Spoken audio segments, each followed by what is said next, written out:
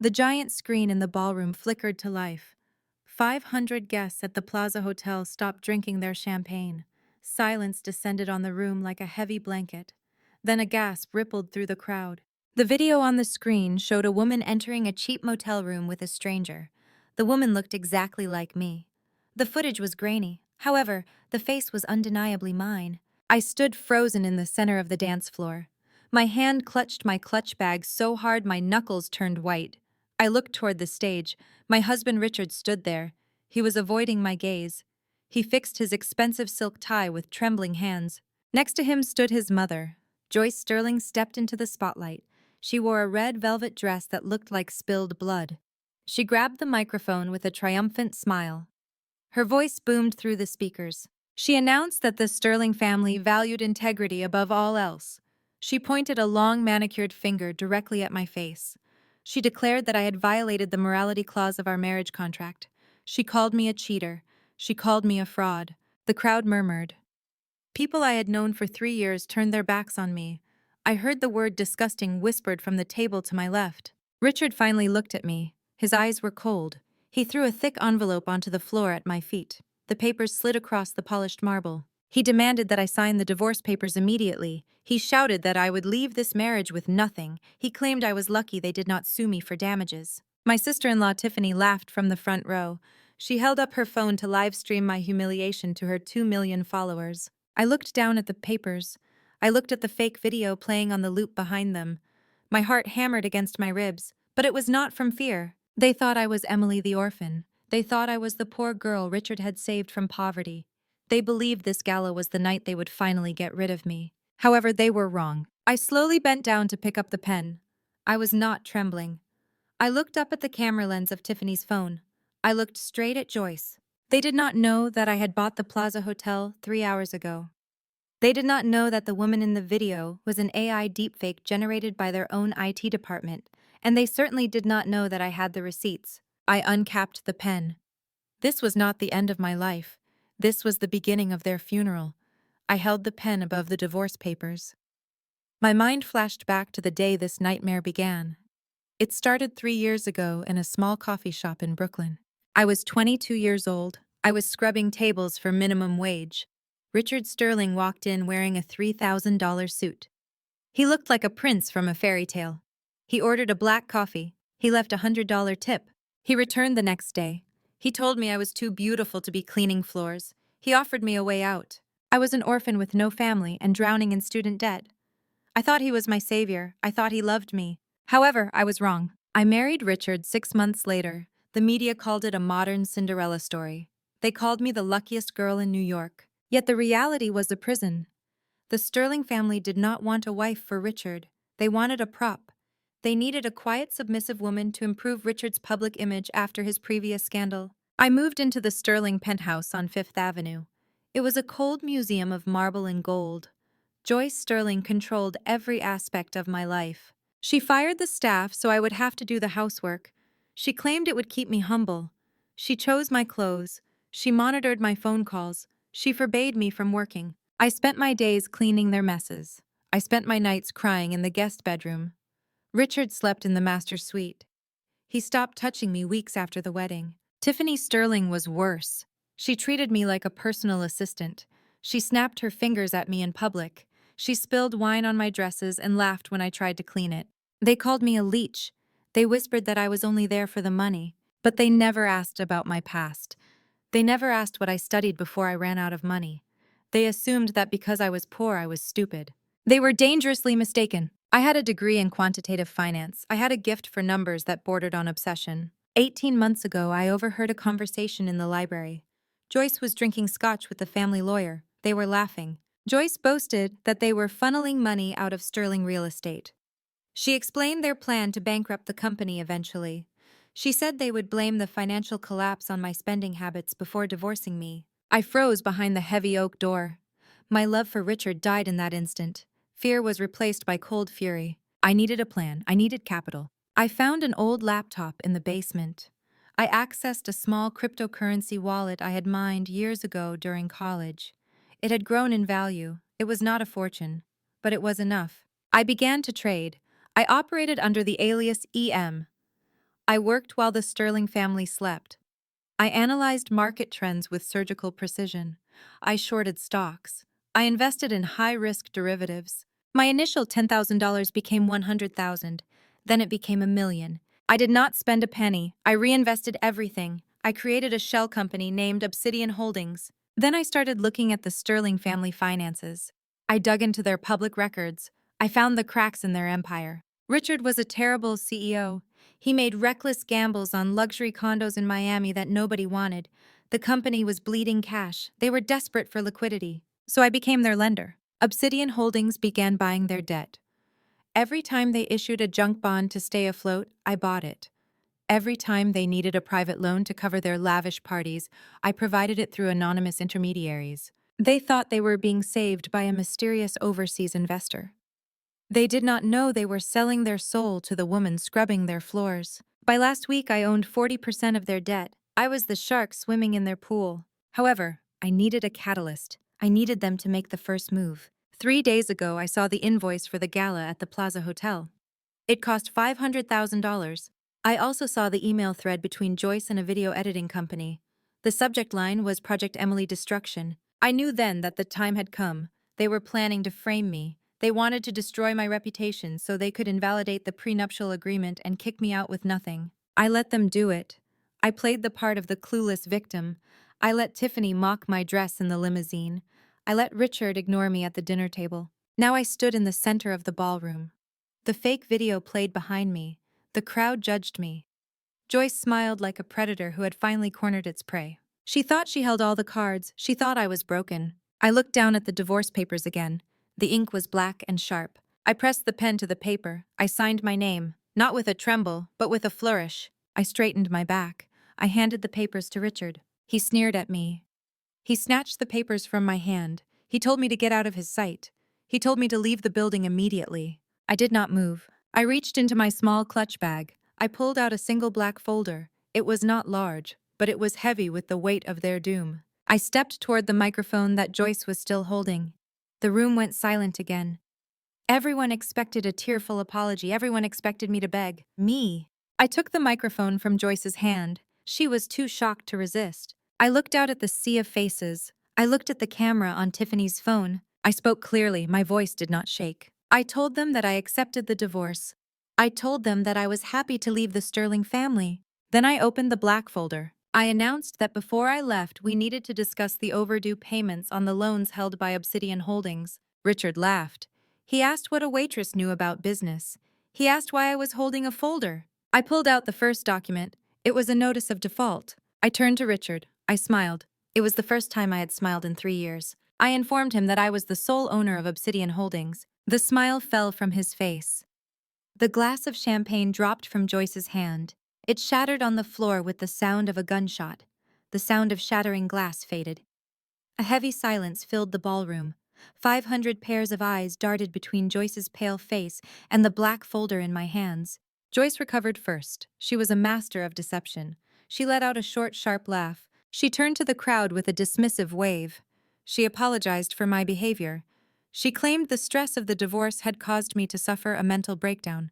She signaled to the 2 large security guards standing by the stage. She ordered them to escort me out of the building. She told them to take me to a hospital. The guards stepped forward. They were huge men in black suits. Richard smirked. He adjusted his tie, thinking he had won again. However, the guards did not walk toward me. They walked past me. They stepped onto the stage. They stood on either side of Richard and Joyce. They crossed their arms and stared at the Sterling family. Joyce froze. Her smile faltered. She demanded to know what they were doing. She screamed that she paid their salaries. I took a step forward. The heels of my shoes clicked on the marble floor. The sound was like a hammer hitting a nail. I corrected her. I informed her that the Plaza Hotel had terminated its contract with her security firm 10 minutes ago. I explained that I had hired my own team to ensure the safety of the new owner. Richard looked confused. He asked who the new owner was. I pointed to myself. I revealed that I had purchased the Plaza Hotel this morning through a subsidiary. I told them they were trespassing on my private property. The crowd gasped. Phones flashed like lightning. Tiffany Sterling was still live streaming. Her mouth hung open. She forgot to mock me. Richard's face turned red. Rage replaced his confusion. He lunged at me. He raised his hand to strike me. He screamed that I was a lying thief. He tried to grab the folder. The guard on his right moved faster than a striking cobra. He caught Richard's wrist in midair. He twisted it behind Richard's back. Richard cried out in pain and was forced to his knees. I did not flinch. I did not step back. I looked down at my husband. I opened the folder to the second page. I began to read. I detailed the $50 million loan Obsidian Holdings provided to Sterling Real Estate last November. I explained that the money was supposed to be for the new eco tower in Brooklyn. However, I looked at the audience. I spoke directly to the investors in the room. I revealed that Richard had diverted $30 million of that loan into a shell company in the Cayman Islands. I listed the account numbers. I listed the dates of the transfers. I listed the names of the escorts he had hired with the company funds. Richard struggled against the guard. He shouted that the documents were fake. He begged his mother to do something. Joyce stepped in front of her son. She tried to regain control. She used her most soothing voice. She addressed the crowd. She claimed that these were complicated financial matters. She insisted that there was a reasonable explanation for everything. She suggested we discuss this in private.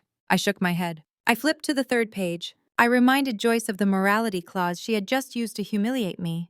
I read the fine print of the loan agreement between Sterling Real Estate and Obsidian Holdings. Clause 17 stated that any evidence of criminal activity or fraud by the executive board would trigger an immediate default. I paused. I let the words sink in. Then I played the audio file from my phone into the microphone. It was a recording from 3 months ago. It was Joyce's voice. She was speaking to their accountant. She was instructing him to falsify the quarterly earnings report to inflate the stock price. She laughed about tricking the shareholders. The recording echoed through the ballroom. The investors in the crowd looked furious. People began to shout. The illusion of the respectable Sterling family shattered into a million pieces. Joyce turned pale. She looked like a ghost. She realized her own voice had condemned her. I stopped the recording. I declared that Obsidian Holdings was exercising its right to call in all debts immediately. I demanded repayment of $150 million. I looked at my watch. I gave them until midnight. Joyce trembled. She whispered that they did not have that kind of liquidity. She pleaded that this would bankrupt the company. I closed the folder. The sound was final. I told her that was the point. Then the double doors at the back of the ballroom burst open. The crowd parted. A group of serious men and women in gray suits marched in. They carried briefcases. They looked like executioners. It was not the police. It was worse. It was the board of directors of Sterling Real Estate, and they looked angry. The chairman of the board walked onto the stage. Arthur Henderson was a man of few words and iron principles. He did not look at Richard. He did not acknowledge Joyce. He walked straight to me. He extended his hand. He shook mine firmly. The cameras flashed in a blinding storm of white light. Arthur turned to the microphone. He adjusted his glasses. He looked at the trembling Sterling family. He announced that the board of directors had convened an emergency meeting 5 minutes ago. He declared that in light of the undeniable evidence of fraud and embezzlement, a vote had been taken. Richard screamed. He demanded to know the result. He shouted that he was the majority shareholder. He claimed they could not touch him. However, he was wrong. Arthur spoke calmly. He informed Richard that he was removed as CEO effective immediately. He stated that the board had voted to trigger the emergency insolvency clause. Joyce lunged forward. She looked like a cornered animal. Her makeup was running down her face. She hissed that the company belonged to her family. She threatened to sue every single member of the board. She screamed that nobody could take her empire. I stepped forward. I placed a hand on the microphone. I looked Joyce in the eye. I corrected her. I explained that the loan agreement with Obsidian Holdings contained a very specific conversion clause. I opened the folder to the final page. I held it up for the cameras. It stated that in the event of a default caused by criminal negligence, the lender had the right to convert the debt into equity at a discounted rate. I paused. I let the silence build. I revealed that I had just exercised that option. I announced that as of 2 minutes ago, Obsidian Holdings owned 51% of Sterling Real Estate. The crowd erupted. The shockwave was physical. People gasped. Investors pulled out their phones to check the stock market. I was not just their creditor. I was their owner. Richard fell to his knees. His legs gave out. He looked at me with horror. He realized that the wife he had ignored, the woman he had treated like furniture, now held his entire life in her hands. Tiffany Sterling dropped her phone. But it was too late. The live stream was still running. The comments were scrolling so fast they were a blur. The world was laughing at them. I looked down at Richard. I looked at the man who had promised to love me, and then tried to discard me like trash. I leaned closer to the microphone. My voice was soft but deadly. I told him that he was fired. Then the wail of sirens cut through the air. Blue and red lights flashed against the high windows of the ballroom. The doors opened again.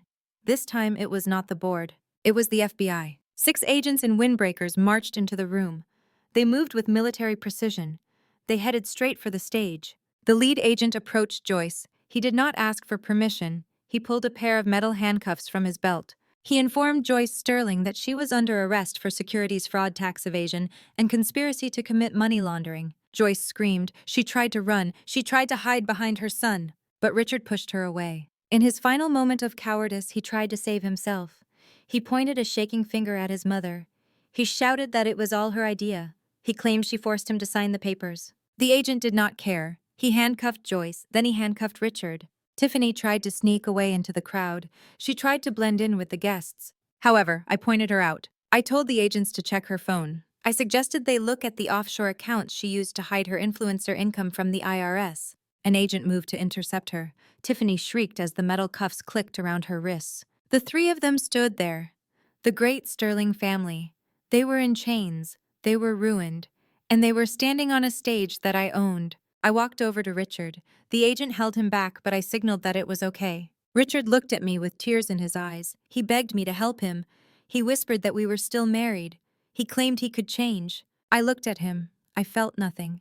The love was gone. The hate was gone. There was only pity. I reached into my clutch bag one last time. I pulled out a single gold coin. It was a cheap commemorative coin from the first date we ever went on. He had given it to me as a joke. I pressed the coin into his handcuffed palm. I told him to keep the change. Then I turned my back on them. I walked off the stage. The crowd parted from me like the Red Sea. I did not look back as the agents dragged them away.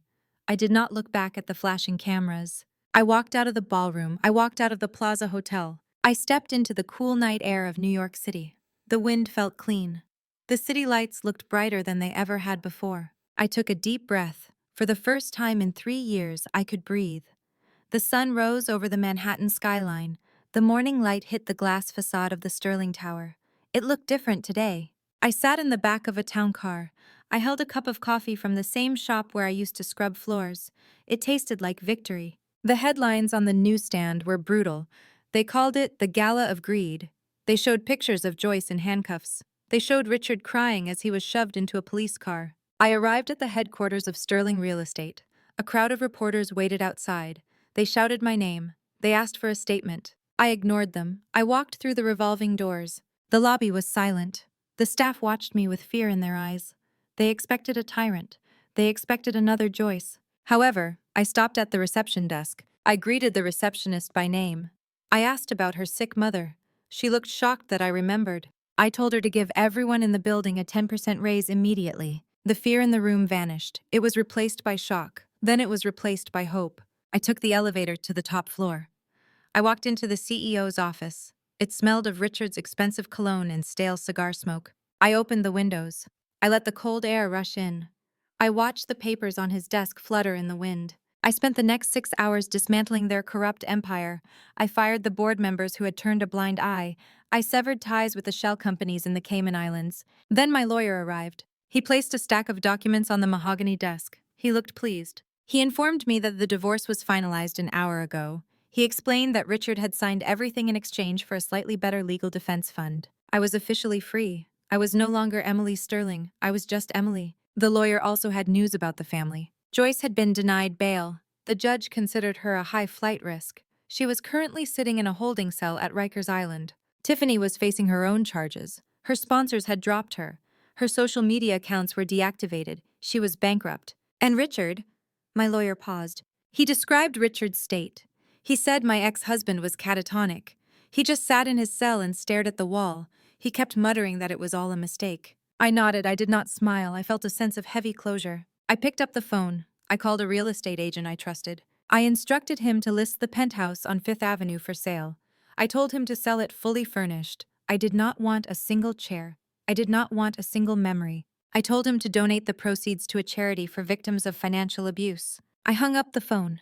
I swiveled the leather chair to look out at the city. The Empire State Building stood tall in the distance. The city moved on below me. I had entered this marriage as a prisoner. I had survived as a ghost. Now I was the queen of the board. However, there was one last thing to do. I opened the bottom drawer of Richard's desk. I found a small velvet box. Inside was my original wedding ring. He had made me take it off because it was too cheap. I took the ring. I walked to the open window. I held the ring over the edge. I watched the gold glint in the sunlight. I let go. I watched it fall. It disappeared into the chaos of the street 50 floors below. I closed the window. The silence returned. But this time it was peaceful. I stood on the sidewalk. The city moved around me. People rushed to work. They did not know the war I had just won. Richard and his family made a fatal mistake. They thought poverty was a character flaw. They believed that because I came from nothing, I was nothing. However, they forgot the most dangerous truth about hunger. It teaches you how to hunt. I looked at my reflection in the dark glass of the building. I did not see a victim anymore. I saw a survivor. I saw a predator who had finally eaten the wolves. I realized that true revenge was not about making them suffer in a cell. It was about taking back the power they stole. It was about proving that my worth was never defined by their money. I hailed a yellow taxi. The driver pulled over to the curb. He asked me where I wanted to go. I smiled. It was a genuine smile. I told him to take me to the private airfield in Teterboro. I had a meeting in Tokyo tomorrow morning. Obsidian Holdings was looking to acquire a tech conglomerate in Japan.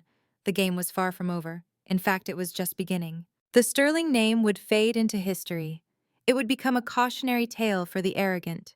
It would be remembered as a ruin built on greed. But my name was just beginning to rise. I climbed into the car. I watched the skyscraper disappear in the rearview mirror. They thought they could crush me under the weight of their gold. They thought they could bury me in the dirt. However, they did not know the most important thing about me. They did not know I was a seed.